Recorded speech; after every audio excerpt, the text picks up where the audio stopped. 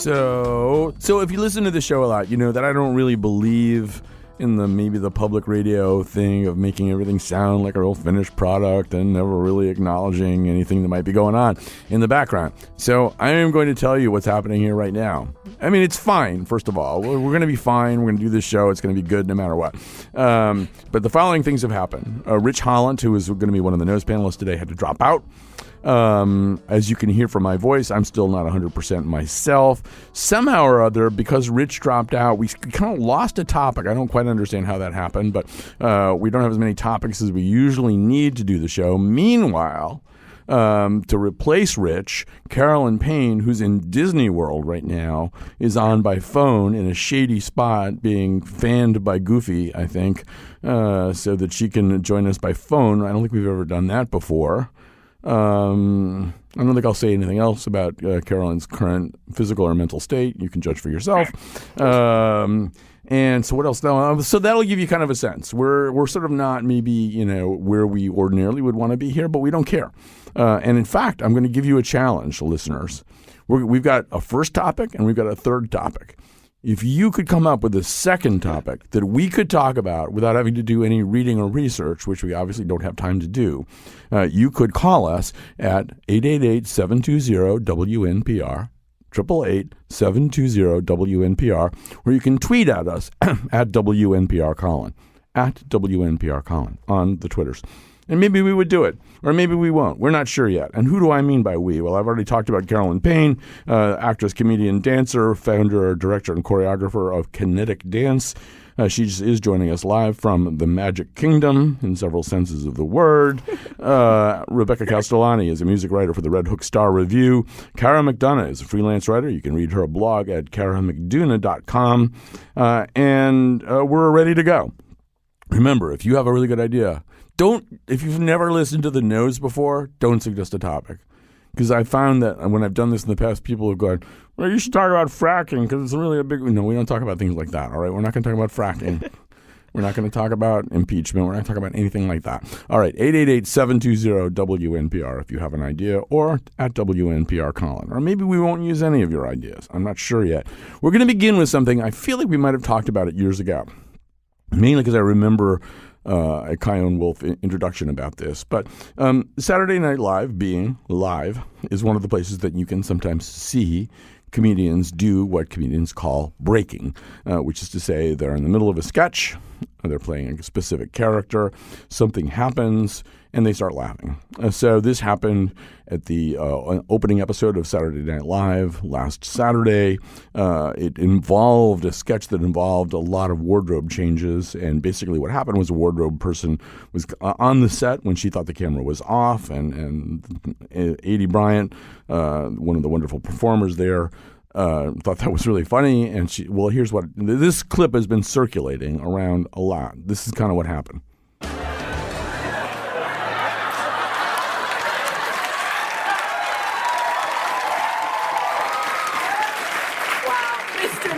I'll admit that you were onto something back then. I believe that the arc of the moral universe is wrong, but it bends towards justice. Here. Well said, Denise. Yes. Well said indeed. He gonna win again. Okay, go to commercial. All right, so Adie Bryant, I'm a big Adie Bryant fan. She's laughing really hard in all this. I think Cecily Strong's breaking a little bit too. And maybe at a time when tensions are high and people need a little relief. I feel like I keep saying that about various things. This is kind of gone viral. People are circulating it around. Adie gets the giggles. So this is one of the ones where I get to be a grumpy old man, which I'm really looking forward to. But Rebecca, you can get us started. This is sort of a thing, right? We should say. SNL comedians breaking is a pretty well-known thing, and it has kind of its own following almost. Yeah, I mean, I think the most popular and prevalent example is obviously the Stefan character with John Mulaney feeding him increasingly ridiculous lines that he hadn't read before to see if he could get Bill Hader to break, which obviously everybody found delightful. I don't care how grumpy you are. It's impossible not to find that delightful. And I feel the same about this. I think that breaking on SNL is different than an actor breaking character in a play or even an improv. If you go to see a dedicated improv show, I feel like they're there to put on that one show. But SNL has, the whole frame of SNL is they're bringing in a guest. The guest is, not somebody that does stand-up all the time. They come in. They might not have the best chops compared to this cast of obviously incredible improvisational actors. And I think that allows for the breaking. I think the breaking draws us in as viewers. I tend to find SNL skets, hit or miss. A lot of them aren't that funny. But what is funny for me and what does make me giggle is the characters having a character of themselves in the show. And, as we played that clip, you didn't need to see anything, but we're all sitting here smiling. And I think that is the strength of SNL more so than any other medium for improv and the leniency for breaking in that medium. Yeah, we're going to let the comedian go last, I think. So, Kara, give us your reaction. I totally agree. I think that characters breaking on SNL is an allowable sort of bad behavior. Sounds too harsh of a way to put it, but it is a behavior that's not the desired outcome. They're supposed to be funny. They're supposed to be on point. They're supposed to be in character. But because it's live and because a lot of things can go wrong, I feel like the breaking is, as Rebecca pointed out, a total delight. I think that this in this skit in particular, it was the funniest part. It was the funniest part. It was so joyful. It was out of nowhere. It was a wardrobe malfunction, for lack of a better term. I think that there are a lot of examples of characters breaking that are the best part of the skit. I will say that I think if somebody breaks too often, Jimmy Fallon has been brought up.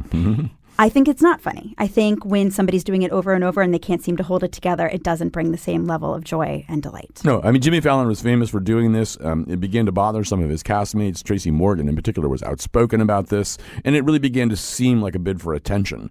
I mean, maybe it wasn't, but it just seemed like... I mean, these things, they're only funny. I question whether, because I'm a grumpy old man at this point, I don't enjoy them as much as maybe I used to. But they have to happen very, very rarely, I think. So, Carolyn, what about this? This is part of how you make your living. Yeah.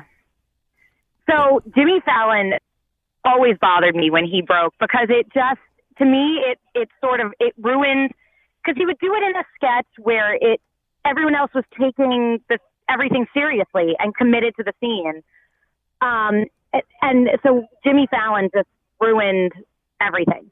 Then with this particular instance, it was joyful because it was spontaneous and it was just, you could tell it, and laughter is contagious like that. Like, yes. I liked it in this instance, but I don't always, as a comedian and as a I just don't, I don't think it's something that you go in planning to ever do. And that was where somebody like Jimmy Fallon, you were like, oh, come on, you're doing this on purpose. I think the special ingredient has definitely got to be spontaneity, that it has to seem completely organic. The reaction is to be organic. And this was a reaction to something happening that should not have. I mean, the wardrobe person being there, that is. So in theater, when a actor laughs when they shouldn't, it's called corpsing, because that's in reference to if you were playing a corpse and then all of a sudden just got the giggles.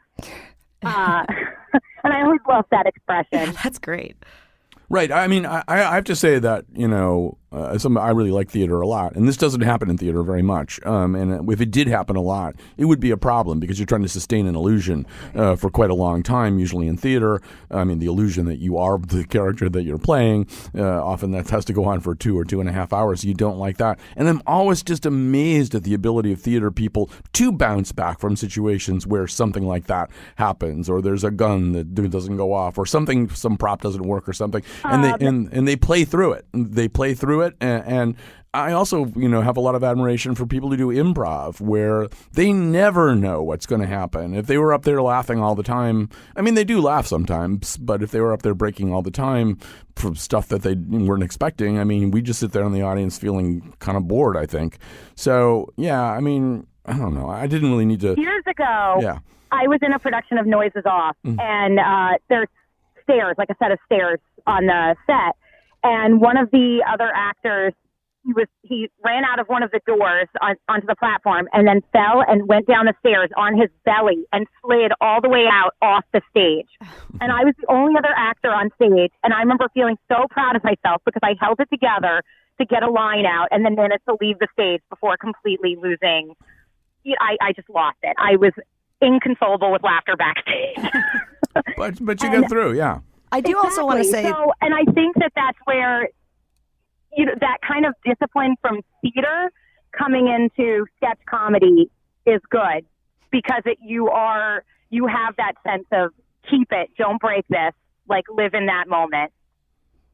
You were going to say something? I just think part of the reason why this specific instance of breaking has gone viral is, yes, Adie Bryant has got an especially delightful giggle. Like, out of all the cast members, she is definitely one of the silliest to watch break. But I think that SNL is obviously a very fast-paced show, and the behind-the-scenes work that goes into that show is astounding. So the fact that we, as an audience, get to catch this little glimpse of somebody that we wouldn't normally get to see, personally, for me, added to the delight. I always love when you kind of get the curtain lifted a little bit in something like this. And these people don't get a ton of recognition. And it allowed Adie Bryant to give her dresser a really lovely platform on her Instagram and give her a shout out. Apparently, her full-time career is a park ranger, which is just equally delightful. Yeah. So I just think it's kind of lovely when moments like that happen that allow us as the audience to get a real appreciation for all the people that are working so hard to make this show, what it is. I would agree, although I will say that as I've gotten older and grumpier, I feel like I've seen this enough. Like, I don't need to see another clip of somebody breaking on SNL. When I was in my 20s and 30s, it really was kind of a trip to think, these people are human beings too. I get to see them being human. So I will lose my joy when I am your age? You may, or just hang on to your joy. I'll try. It's hard. Insist on your joy. But yeah, I like Kara, one of the things that I thought was, with that thing got so much attention, I actually really thought some pretty interesting things happened on the first episode of Saturday Night Live this year, including Maya Rudolph's dead on Kamala Harris. I was watching this thinking, how's Kamala Harris even going to recover from this? I mean, it was so spot on. I think it's the best thing funny. that's ever happened to Kamala Harris. Well, that's the other Yeah, it possibility. might be. Sometimes that's what happens. Sometimes these political characters take on a life of their own. I mean, I'm thinking about Kate McKinnon's Hillary Clinton. I think that sometimes Tina these are Fey's, Sarah Palin. Oh, totally. Yeah. They're sometimes great for these political candidates. I don't think Tina Fey was great for Sarah Palin. Okay, maybe not great. I could be Maybe wrong the about best that. thing that could have happened to her, though. We don't know. Probably. Yeah. If you get a chance, though, hunt down that clip, too, if you're listening and you didn't see Saturday Night Live. I mean, the thing that they did with the candidates, first of all, I can't even tell Bernie Sanders from Larry David at all anymore. They are the same person. No, there's no difference there. I think if Larry David ran as Bernie Sanders would win. Or that, Bernie just had this heart episode. That is an alternative. You could just say, look, Larry David is going to do this for a couple of weeks until I feel better. I'm out. I would vote for Larry David. You don't want Larry David running this country. I think he would do a pretty bad job of running this country, but he's very amusing as that. And what they do, just so you have kind of a sense, with Kamala Harris is, among other things, Maya kind of positions her as this sort of Rizzoli and Isles kind of detective show person, and she keeps doing these little sort of takes at the camera, and they run a little, logo for some new series that's going to be on some second-rate network, and it's devastating. It's just terrific. All right, so we do have calls. Oh boy! And so here's what we're going to do. We're going to take the calls, and we will just decide whether we feel able to discuss this. And if it's no, that's fine, right? Okay. We'll move on. We should say that we're going to have a much more serious conversation in just a few minutes about Unbelievable, about which there can be very, very little joking. So let's run through this right now. We're going to start with Terry in Sag Harbor. Hi, Terry. You're on the air. Hi. Give us your topic idea. Pete Seeger. Just in general? Yeah, I got one anecdote about Pete. We worked together for about 24 years. Yeah, it's not going to... Look, I'm just going to say right now, if I added the ages of my three panelists together, we wouldn't get Pete Seeger's age. So I'm a big Pete Seeger fan. You are a big... Wait a minute. Rebecca's a big Pete Seeger fan. Maybe she can have a conversation with you I'm about going this. on year 7 of attending the Newport Folk Festival, and this year they did a really intense set that was really dedicated to all things Pete Seeger, and it was fantastic. And he's the godfather of American folk, so I appreciate you bringing him up. There you go. That was our conversation about Pete Seeger, though, I think. I do not have anything to add. All right. I know Carolyn well enough to know she's not going to go on a big Pete Seeger, although she will surprise me sometimes. All right. So, this is a good one, maybe. Adam from Fairfield. Hi, Adam. You're on the air. Except it's not a good one if Adam's not there. Adam, you sure you're not there?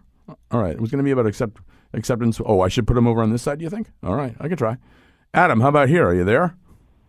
No, I'm thinking no. Okay, now I'm in a very confusing We've state. lost Adam to the ether. We've lost Adam, yeah. He may be where Rich Holland is right now. Who knows? Here's David in New Britain. Hi, David. Hi. Go ahead. It's digital billboards. Are they going to take over the world, or are we even talking about it? Or, like, do we love them? Do we hate them? I hate them, but... I love this topic, and I hate digital billboards. They're so distracting. You're supposed to be looking at the road, not watching like a giant TV screen as they're on the highway. Furthermore, they ruin perfectly beautiful vistas. I'm not Very saying true. there's a million beautiful vistas where I live in New Haven. Where are you seeing beautiful vistas driving through? I know. I know that that's area. I know that that's a hard. But so I used to live on the near Tweed Airport in New Haven, and you could look across the water and see New Haven, and it was actually a pretty nice view of New Haven. And there are not that many nice views of New Haven. And then right in the middle, a digital billboard, neon pink, just sparkling in the sunset. Terrible. I would voice an I don't opinion. mind Yeah, the go ahead. digital. Yeah, go ahead. I don't mind the digital billboards because I feel like when you're driving, you're so bored anyway. At least this is like, and you're sitting in traffic and you're getting a change up. Do not So drive for with me, Carolyn. it kind of- Right. I don't know if it would affect anybody else's opinion if there were, just hypothetically, a digital billboard that showed stuff about public radio and maybe even specifically one public radio show. Would that be upsetting to people? I think it would upset me more. Actually, I'm pretty sure we have had a digital billboard for this show at one point. And all right, so that proves that we can talk about something. We're going to do two more, and then we're going to go to a break. Here's Colleen in Farmington. Hi, Colleen. You're on the air. Hello. So my topic is the resurgence of 80s and 90s cultures through shows like Stranger Things and Friends. I think that's absolutely a phenomenon and something we've talked about in connection with Stranger Things and a bunch of other stuff, right? Yeah. Well, I actually haven't talked about that. I'm jumping in. I haven't talked about that here, but I have a lot to say about that. Also, in dress and accessories, their scrunchies are back. I mean, I could talk about that for the whole rest of the show. Early Scrunchies? 2000s makeup looks too, which is like, let that die. Yeah. I'm down with the 90s scrunchies. Yeah, go ahead. The 90s is having a moment. There's definitely clothing that, everything is back. And apparently I'm down here in Disney World and the 90s is alive and well. We saw Sugar Ray perform the other night. That was wild. So I guess it really is back. You just described a John Dankosky nightmare. Being at Disney World, listening to Sugar Ray. I mean, that's the kind of thing that would make him bolt out of bed in a cold sweat. Well, it's funny because we were rocking out to it, and my 5-year-old nephew is like, I don't like this music. Every morning. Yes. That's Sugar Ray? That was Yeah, the that's Sugar Ray. opener. No. Sugar Ray, you think it was Sugar Ray Robinson? I just want to fly. Right? Yeah. That's Sugar Ray, right? Yeah, I think that is Sugar Ray, yeah. So he has like 4 songs. So he actually played stuff by Blink-182 and other things. Oh, God. Okay, now it's really a John Dankosky nightmare. Add Bare Naked Ladies, They Might Be Giants, and the Goo Goo Dolls, and you've got it. Wait, Sugar Ray is Mark McGrath, right? I have no idea. So I like him, Wolfie but says I yes. don't like Sugar. I don't like Sugar Ray the band, but I think that he as a person is actually an interesting, smart person who knows a lot about music. I might be wrong about that, but he seems like he knows what he's doing. Well, apparently he's a 2-time He's working at Disney Jeopardy World. winner. yeah. He's following Goofy. How good could his career be doing right now? All right, one more call here. This is a really good one, although God knows you are asking the wrong people this question, Rose. But just for that reason, this is a good question. So, Rose from Plainville, explain what your question is. Oh, my question is this. I really need help. I'm a nonstop over talker with total recall, and a person who helps me has said that he would like to live the rest of his life without saying a word. So I'd like to know how to develop the ability to quickly ascertain whether a person that I meet is a talker or a non-talker, and if they're a non-talker, learn how to not say anything. Wow. Rose, you are my spirit animal. I love this question. Yeah. Yeah. So do we have an answer? No, please tell me if you find out. Kara's got something. So I actually talk a ton too. I talk to people all the time. I talk to people in taxis, Ubers, I guess now. I talk to people when I'm on public transportation. I'm a reporter at heart, so that's what I do. But I always ask people where they're from, and you can pretty quickly tell if a person is a talker or not when you ask them where they're from. And then either move forward or stop. I think that if it's a one-word answer, you're going to have to stop. I think that if it's more than that, keep going. Mm-hmm. Yeah. Yes, but see, I'm really more interested in how I can learn not to talk.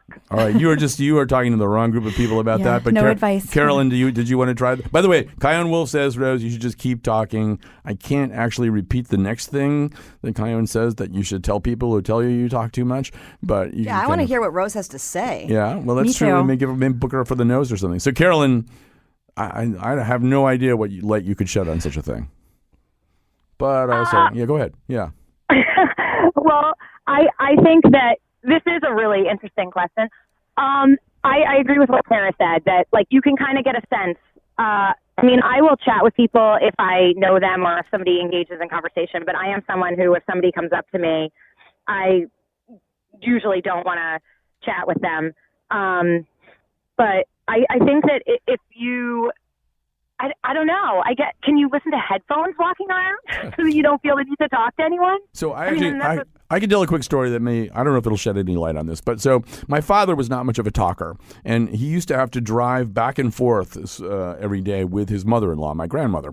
And my grandmother was quite a talker, but my father was very good in this very stoic way of just being there like this cigar store Indian or something and just driving the car. And my grandmother didn't really require a whole lot of responses. She was usually talking about her operations, which he really didn't want to hear about.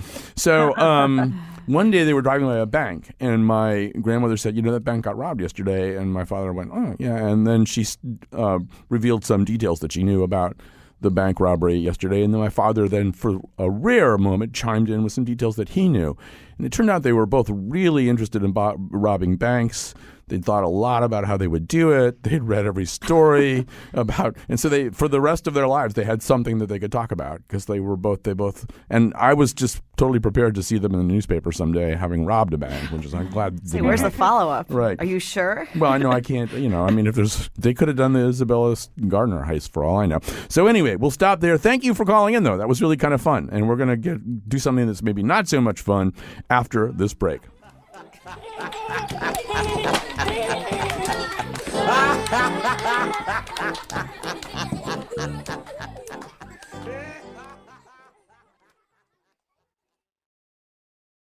All right, thanks to those of you who called in, and sorry to Polly, who actually had a really good topic, but we just were kind of running out of room for this idea. With me, Rebecca Castellani, music writer for Red Hook Star Review, Cara McDonough, freelance writer, and Carolyn Payne, who does too many things for me to name them all.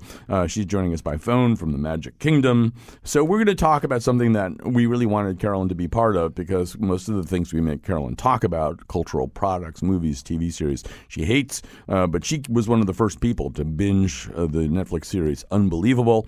It's based on a Pulitzer Prize-winning 2009 Marshall Project ProPublica article, An Unbelievable Story of Rape by Ken Armstrong and T. Christian Miller. 2016, This American Life, based one of its series or episodes on that article, was called Anatomy of Doubt. And there's also a book about the case, A False Report, A True Story of Rape in America, by the same two writers. Well, we begin in 2008 in Linwood, Washington, where we see a young woman report a rape.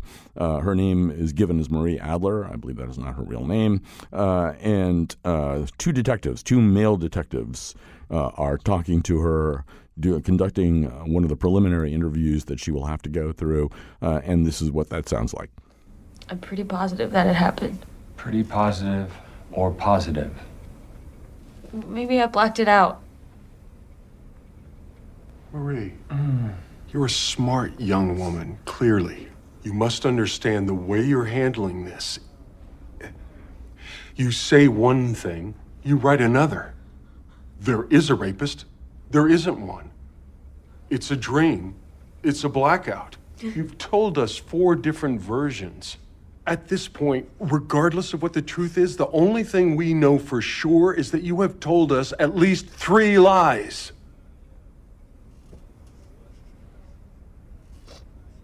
What do you think should happen to someone who would lie about something like this?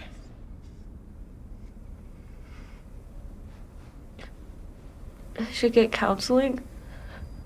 Just a little bit more background. Marie is somebody who's been through the foster system and has had hard knocks, doesn't even begin to describe what her life has been like. Like, one of her former foster mothers is really the key person who sows the doubts about her stories, who gets the detectives wondering whether or not her initial report was true or not. So there's a sense in which there's nobody around her that she can possibly rely on. This has all happened while she's in a form of transitional housing, a kind of guided apartment system for people like her who need some help in kind of getting on their feet as young, very young in her case, adults. So Carolyn, we usually count on you for the funny stuff. This is a story that you binged right away. It is a story that the people watching kind of get angry about and stay angry all the way through. So tell us why this seized you. Well, I saw it on Netflix. The day that it launched, I hadn't heard anything about it, but I'm a big fan of Toni Collette as an actress, so I saw she was in it, and I watched, Netflix plays that trailer right away, and I love a good, crime procedural, especially true crime, so I just was like, oh, I need to watch this. I put on the first episode, and I was hooked, and I did this all in one day. I think I maybe got up twice to get food and a glass of wine. But this really, it is so well done. Every acting performance in it is spot on, and the whole story. And I of course, I found myself just obsessively Googling while watching it, especially in the earlier episodes, and reading the original article it was based on, and taking a moment to do all of that and research it, because first of all, I felt ashamed that I actually didn't know about this prior to this Netflix series. I did not know the true story component. I think it is something that everyone should watch, and I was shocked at how, right from the get-go in the first episode, watching those two male cops go after this young woman in this the interrogation scenes with her, because she's a victim, not somebody who deserved to be interrogated. It was heart-wrenching. And that young actress, I don't remember her name, but she was phenomenal. She's also in Booksmart, which she's terrific in that as well. Right. She's also in Justified. I think there's some kind of Justified connection to somebody on this series, because there's a number of performers from Justified who turn up in this. Yeah, Kara, I think one of the other things that's really hard about that first episode is, we talk about rape kits, we talk about rape exams and stuff like that, and we talk about them. There may be this kind of SVU effect, it's been suggested, where you just think these things kind of get solved in an hour. And even just watching her go through that process at the hospital, which I now understand to be a 4 to 8 hour process, which can re-traumatize the victim. I just hadn't really understood how awful that is. Right. I actually thought about SVU too, because I'm an avid SVU fan. And like Carolyn, I like true crime. I love procedurals. I love detective novels and movies and shows.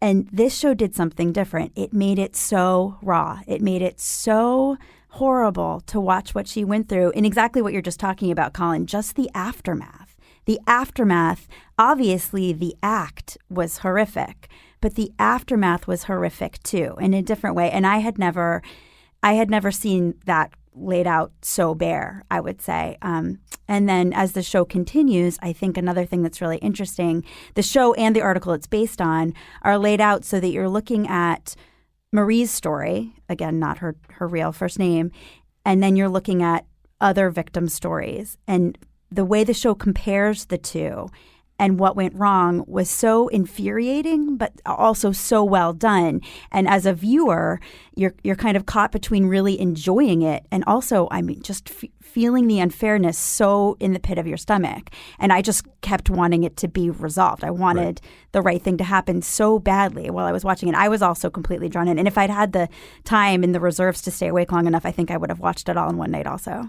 Well, and I think that the fascinating thing is that you as the viewer know the connecting pieces. I mean, you don't necessarily know the who, but you have all of the pieces, and it's kind of watching the two detectives coming together, and their difference in working and personalities and everything was a really great dynamic as well. And I want to get back to that in a second, but I want to just get just a general reaction from Rebecca. I mean, I think the thing that struck me the most, beyond obviously the heinous crime, was, the way that Marie was violated more than just the initial assault. She was, clinically undressed at the hospital, which was, I thought, a devastatingly insightful sequence. You don't ever. I can't think of another show where I've seen them take that much time to go through the rape kit. Here's, the medication list you're given afterwards. Things I hadn't ever thought about, that they took a long, long time walking her through that.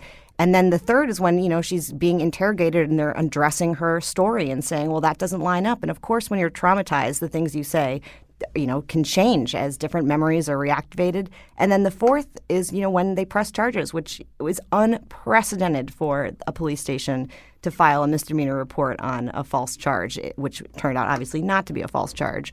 So that really just incensed me. And I think to kind of have her character be the one that has to wait the longest for any sort of resolution. That the crime is figured out for the victims that they can link, but she gets kind of just pushed to the side until the last episode. And to watch this girl's life fall apart around her. Completely unravel. Yep. Right. Yeah, everything's going wrong for her.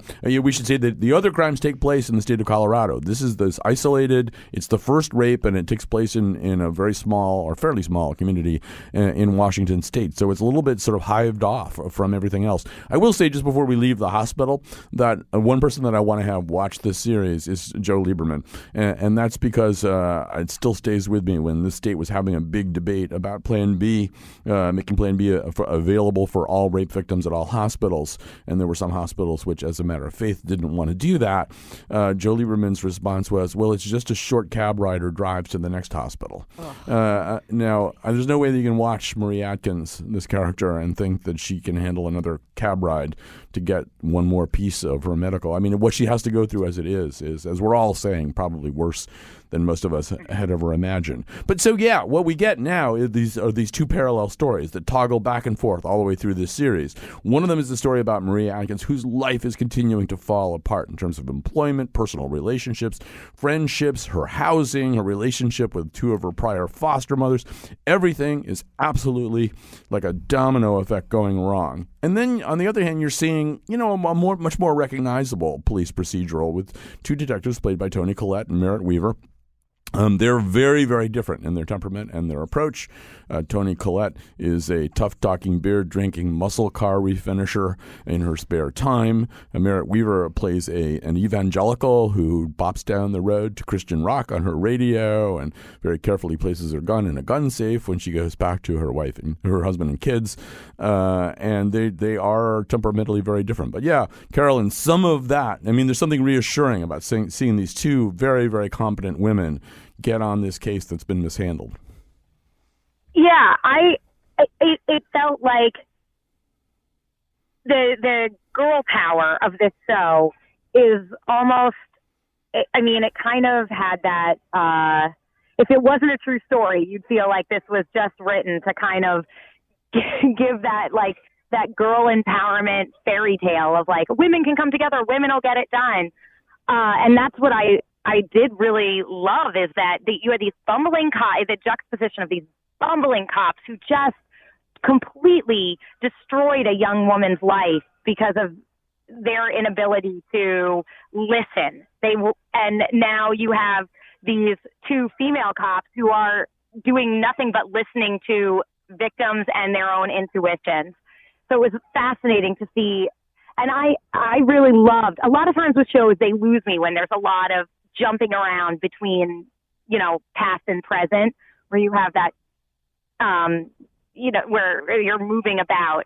But this show did that very successfully. I have a theory about that too, Kara, which is I've been thinking a lot about this in connection with our current fascination for true crime and series about wrongful prosecutions and the way that we watch crime shows in general, which is that I almost think maybe Immanuel Kant was right, that we are hardwired to want certain things. And as Rebecca was saying, we want justice. Like, I'm fairly interested in the police procedural, but I'm mostly thinking, can we get back to Marie Atkins? Can we get this thing resolved? Can she stop suffering and twisting in the wind like this? And there is, I think, a restlessness that all of us feel. We can't stop watching this series until this horrible thing gets fixed.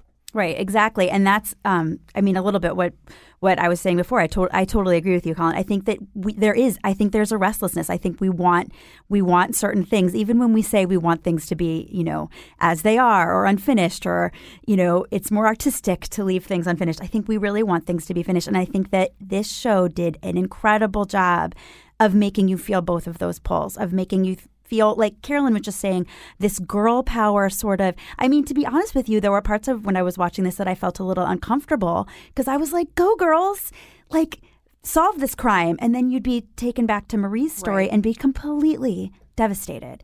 And I think that was great. I think it made me think about the whole story in a different way. And if you haven't read the article that it's based on, I really recommend that. It's an amazing read. It is really the show is really true to the true story and the way that they tell it. And it's a beautiful article, for lack of a better word. I mean, I was crying at parts of it because of the injustice, and so grateful to reach the conclusion because of the justice as slow as it came. There's a line in the article where they say that these female detectives have created themselves a sorority inside the fraternity of the police force, and they have accompanying statistics saying there's only 13% of the police force is occupied by women.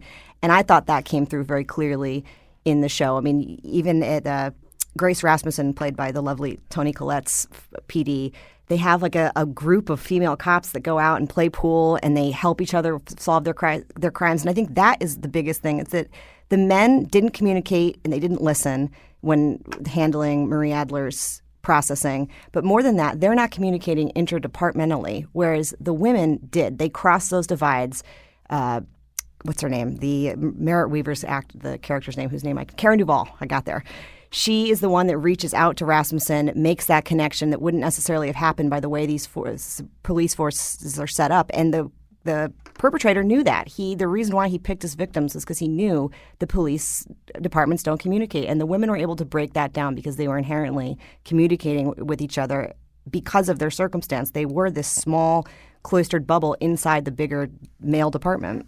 I do want to just say a few things, which is that as a result of all this, Linwood at the time commissioned an outside review of how they handled the case, realizing how badly they'd done it. Washington State has now instigated a required 24 hours of training of officers to recognize and apply a trauma-informed, victim-centered lens and an approach to all sexual assault investigations. That this did happen 11 years ago, and things are getting better. I mean, things aren't perfect by any means, and this could happen anywhere in the country again. But it does happen. And I would also like to shout out the research of Rebecca Campbell.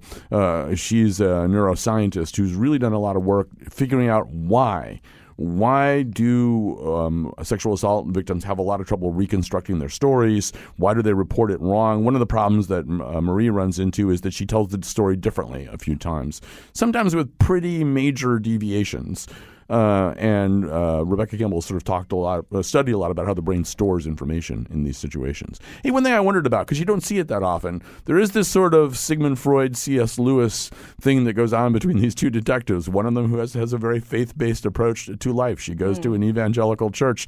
The other one, the Toni Collette character, Rasmussen, is tough as nails and pretty clearly an atheist, except when she's not. I don't know. How did that I kind of enjoyed that. I hadn't seen that very often in this kind of a story. How did it land for you guys?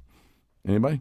I think it flipped that, mentor-mentee script a little bit. They both had things to teach each other, so it wasn't that stale narrative where it's like the older woman is going to take the younger woman under her wing. And there are those sweet moments where she does allow Duvall, the younger police officer, to be the one that busts the perpetrator in the end, but doesn't make any sort of fanfare out of it. It's not like, here you go, my young grasshopper, now you can spread your wings and fly. It was done very subtly and gracefully, and I think that was very intentional. And I do think that Rasmussen learned things from Duvall's character. I mean, she walked away from it with a greater understanding of peace and spirituality that I don't think she necessarily had beforehand. Yeah.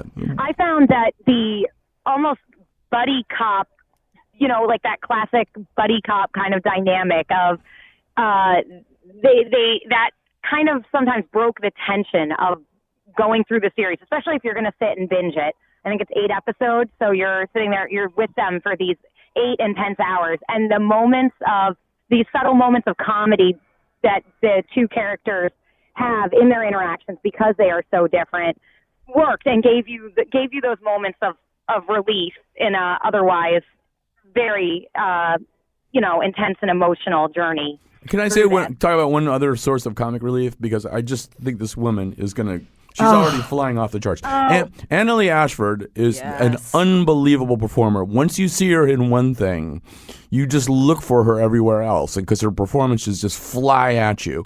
In this one, she plays a rape victim, so that isn't really typically a source of great comic relief, but she's a druid, and she's just, she's kind of a talker backer. She doesn't really take any crap from anybody. She's the most pissed off druid you ever saw in your life. And this actress, who is going to play Paula Jones in the extension of the American Crime Story series that included the O.J. trial and the Versace thing, she's going to play Paula Jones.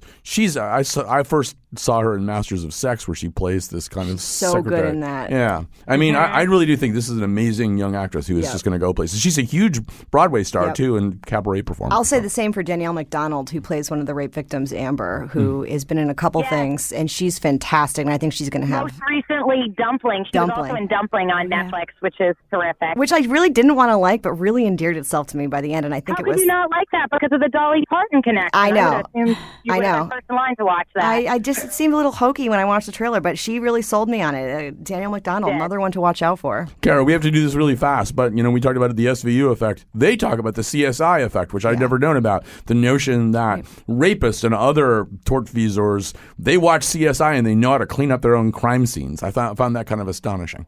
Right. Yeah, that was horrifying. That was a horrifying detail. And they also talked about some other ways that rapists know how to target their victims, clean up the crime scene. I mean, it was chilling. It was chilling to watch and chilling to think about. Textbooks to know.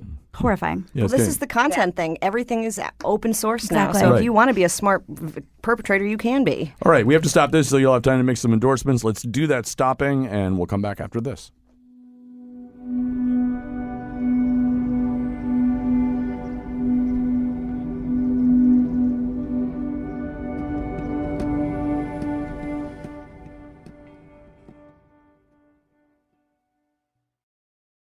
All right, people to thank. Jonathan McPants is the producer of this episode, and Chion Wolf is on the board, making the episode sound really good. We've got our new intern today, Jared Todd. He's in there helping out with Betsy Kaplan on the phones as we took those calls from the outside world. We have to train Jared today about how we can't get off the elevator on the second floor. We have DARPA chimp experiments on the second floor. If he gets bitten by the chimps, he will get rage virus and kill other people. All right, so time to endorse some things. Why don't we start with you, Kara McDonough? Okay. So there's a book called How to Break Up with Your Phone. It's by a woman named Catherine Price, and I haven't read it, so I'm not endorsing that. However, on her webpage, she has a 7-day phone breakup challenge, and it's just about how to use your phone in less annoying ways. I don't use my phone a ton, but I do some heavy checking of Twitter when I'm bored, and I did this 7-day phone challenge, and I am no longer bringing my phone into my bedroom and obsessively checking political Twitter at night, which is a huge life improvement. Yeah. And I'm still going to do it. I'm still going to do it some days, but I'm not doing it every night. I don't bring my phone into my bedroom at all. And so I would like to endorse the 7-day phone breakup challenge. It's on Catherine Price's website. Even if you don't overuse your phone, if you use it in ways you'd like to stop, it's really helpful. We actually have a show which we did with Catherine Price. Oh, I'll have to listen to that. And she's a terrific guest. I think we've done 2 shows with her. I'm definitely going to listen to that. She did do a Break Up with Your Phone show with us. Rebecca, what have you got? I got 2 books for you today. Surprise, surprise. The first is a book that I, at the time, didn't think I really liked reading, but has stuck with me since. I read it about 6 months ago, and I think that's a pretty good mark of a book if I'm still thinking about it. It's called Same Same. It's the debut by Peter Mendelssohn, who was an architect in New York. And it's basically a lampoon of think tank culture, corporate retreats, TED Talks, and all that, whilst also the narrative structure really kind of mimics the act of procrastinating as a writer. It's just really interesting. I'd love for somebody else to read it so I can talk to somebody about it. So if you're out there and want to have a weird conversation about same, I do sort of recommend it. And then a full-fledged recommendation is The Collected Schizophrenias by Esme Weijun Wang, which I just read. It is a stunning portrait of the artist with some pretty serious mental illness to contend with. She does some wonderful research. The prose is absolutely stunning. So we're Run, Don't Walk to The Collected Schizophrenias by Esme Weijun Wang. And Carolyn Payne, you don't really have to do one. Well, You pressed into service at the last minute, but if you have one. I do. Well, okay, so in response to Kara, the phone obsession thing, I was on a podcast, which was actually recorded as a live show from CT Improv with Tech Talk, and it was about being a technology addict. And I pretty much learned during that show, as I was trying to defend myself, that I am a full-on tech addict. And there was a psychologist there who literally told me to get help. But you can look up that podcast, and if you read what Kara is talking about, it might be interesting to listen to that as well. And then my endorsement, I have recently been revisiting the show. This is a weird one, but well, it's not a weird show, but Frasier. I know it's an old show now, but it's on Netflix, the whole series, and I like to put on shows sometimes that I'm familiar with when I'm sitting doing work, like writing something or answering emails. And I have fallen in love. I was kind of too young to appreciate Frasier when it was on the air, and so now I have really given it a watch. And if you haven't, or if you want to rewatch it, it is just such smart comedy. All right, kind of a Kimmy Schmidt recommendation, but and we like it. Kimmy Schmidt, if you remember, she was obsessed with Frasier because the last show she saw really before she went in the bunker. All right, so very quickly, a couple of things to tell you about Nightfall, which is this tremendous, wonderful assemblage of music and puppetry and Ann Cubberliness is this weekend at Cole Park. I believe the actual performance starts at 6, and if you've never been to it before, or if you have, you should probably go. Also, speaking of books, on the 25th, we are going to do a rare nose that's about a book. It's about the new Stephen King book, The Institution. I have actually already read it because I had a cold, and I just sat there and read it while I had a cold. And that'll be on October 25th. So you might want to read the book and you can get ready and stuff like that. All right. I'm so excited to recommend this. This is a stupid recommendation, except it's not. In our house, we had kind of this bread crisis. I'm talking about the kind of bread you get for like sandwiches and stuff, because they discontinued the kind of bread that we liked. And my significant other was on this sort of Homeric quest to find a replacement bread. And all these different breads came back, and all of them were not right. And so while she was in Tennessee last week, I found the replacement bread, and it has a great story to it too. It's called Dave's Killer Bread. Oh, I love Dave's Killer Bread. Yeah, Dave's Killer Bread is really good, and it's also, you don't have to buy it at woo places like Whole Foods. They've got it at Stop and Shop and Target and Walmart and all kinds of places like that. It is part of it is a second chance program for former prisoners. I think 1/3 of their workforce is former prisoners. The guy Dave, as in Dave's Killer Bread, is I think an ex-con. So this is finding meaningful work for them, and the bread's really good. We like breads that have like lots of seeds and stuff in them, and there's one called Good Seed that we in particular like. We might even be doing a show with them in the future because we're thinking about re-entry for ex-cons and stuff like that. So yeah, and go on their website too. They have all this stuff going on. They have a group called Breadheads and stuff like that. Dave's Killer Bread. Their branding is cute. Yeah, the branding is very cute, and it is. You like it, yeah? I do. I love it. It's great, and their white bread's actually good too. Oh, really? Most people don't like white bread anymore, but it's really good. Well, some people, no, I think a lot of people like white bread. It's crucial for certain things. I feel like people don't want to admit to liking white bread. Right, exactly. I prefer, if I'm going to keep bread in my house, I want it to be white bread because multigrain or that other bread, I always can't tell if it's moldy or not. If I just eat moldy bread or if it's multigrain. The bread I'm talking about, the bread that we like, if you're eating this at a park, birds are going to come over and go, are you going to finish that? Yeah. Do you want that? Are you going to eat the whole thing? Because I would like that. That's what this bread is like. But anyway, thanks to this wonderful panel. Thanks to Carolyn for jumping in from the Magic Kingdom. Go back, go on a roller coaster, have a daiquiri, not necessarily in that order. Yeah, people think I'm kidding. They're wrong. Thanks to Cara and Rebecca and to everybody who pitched in today. And thanks to the people who called in with topics. That was really cute.